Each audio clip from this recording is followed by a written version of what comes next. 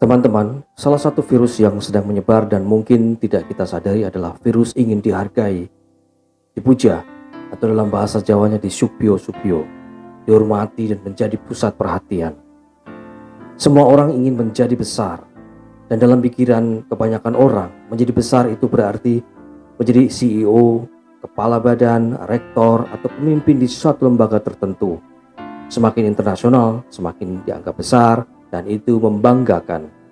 Kebanyakan orang pasti bangga dengan jabatan sebagai leader, pemimpin, manajer, dan lain sebagainya. Tentu saja saya pun tidak luput dari kecenderungan itu. Namun Yesus dalam Injil hari ini, Lukas 9 ayat 46-50, khususnya pada ayat 48b, menunjukkan kepada kita siapa sebenarnya yang disebut yang terbesar itu. Sebab yang terkecil di antara kalian, dialah yang terbesar.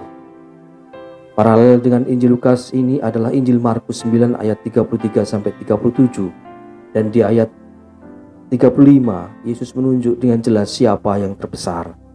Katanya kepada mereka, jika seseorang ingin menjadi yang terdahulu, hendaklah ia menjadi yang terakhir dari semuanya dan pelayan dari semuanya. Teman-teman, untuk menjadi pelayan, saya rasa kualitas yang dibutuhkan adalah kerendahan hati. Dan saya rasa kebanyakan orang tidak mau atau mungkin sulit untuk menjadi pelayan. Dalam hal ini, saya mengalami perjuangan jatuh bangun terus-menerus sampai sekarang. Saya sendiri baru menyadari bahwa titik lemah saya ada pada kecenderungan untuk tinggi hati, yang pada waktu itu saya temukan ketika saya masih di SMA Seminari Mertoyudan. Jadi saya menemukan bahwa ada pertentangan dalam diri saya antara rasa tinggi hati dan minder. Dan rupanya rasa tinggi hati itu sangat dekat dengan kecenderungan rendah diri atau minder. Jadi berdasarkan pengalaman ini, kemudian saya bisa memahami bahwa orang yang sombong, gemar pamer, gemar menonjolkan diri, sebenarnya dia orang yang rendah diri. Dia butuh dipuji, disanjung, dihormati.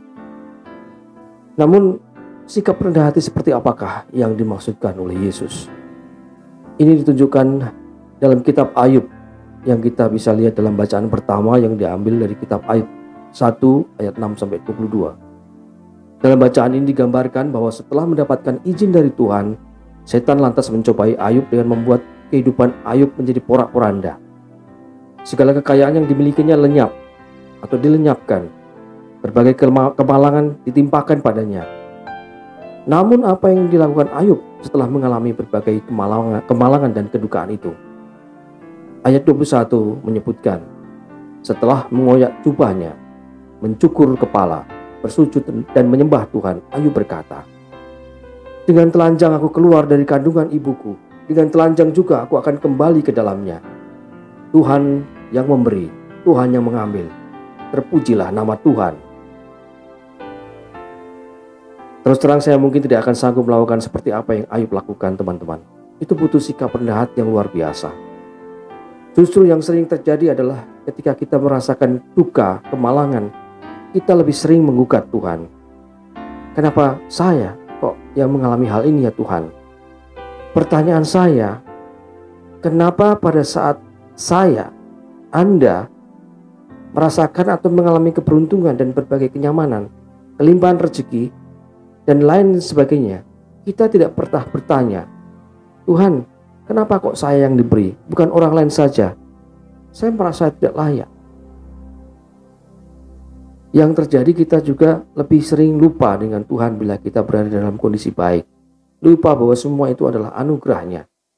Namun saat berada dalam kondisi buruk, dengan cepatnya kita menggugat Tuhan, menyalahkan Tuhan. Teman-teman, satu lagi yang perlu diingat. Kesombongan itulah yang saat ini sedang ditanam dalam hati kita oleh mereka yang memusuhi Allah, yakni iblis. Karena itu untuk melawannya satu-satunya jalan adalah dengan melatih diri kita sendiri agar kita bisa rendah hati. Selain dari Ayub, hari ini kita bisa belajar dari dua orang kudus yang dirayakan oleh gereja, yakni Santo Cosmas dan Damianus. Mereka berdua adalah kakak beradik, orang suci dari bangsa Arab yang membaktikan hidupnya untuk melayani orang miskin sebagai dokter.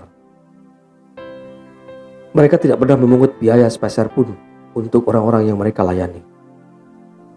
Dalam bahasa Yunani, kedua kakak beradik ini dijuluki anarguroi, yang berarti orang-orang yang tidak menghiraukan uang. Seringkali mereka menyembuhkan orang sakit bukan karena keahliannya, tetapi karena imannya akan Kristus dan perhatiannya yang besar pada kesembuhan orang-orang sakit.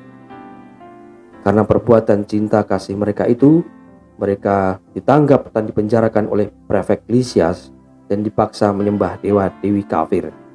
Namun mereka tidak gentar, tidak mau melakukannya.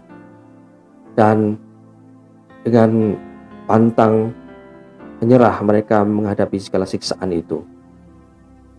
Kepada Lysias mereka menegaskan bahwa agama Kristen sangat penting untuk keselamatan kekal. Setiap siksaan yang dikenakan pada mereka tidak mematahkan iman mereka. Dan Tuhan ada di pihak mereka. Akhirnya prefek itu memutuskan memenggal kepala mereka dan menghabisi nyawa mereka. Peristiwa itu terjadi pada 27 September tahun 303 Masehi, pada masa pemerintahan Kaisar Dioklesianus yang sangat kejam itu.